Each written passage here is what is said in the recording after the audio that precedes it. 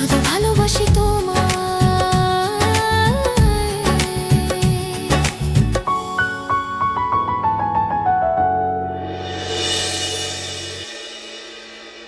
যদি তুমি চিক্কিকে কষ্টে না দেখতে পারো তাহলে ওকে কষ্ট কেন দিচ্ছ?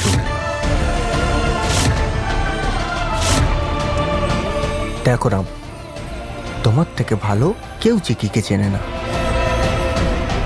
তোমার কি মনে হচ্ছে চিক্কি এরকম ভুল করতে পারে বল? হ্যাঁ, চিক্কি আজ পর্যন্ত যা কিছু করেছে সবকিছু তোমার ফ্যামিলির খুশির জন্য করেছে। ও কোনোদিনও ভুল হতে পারে না।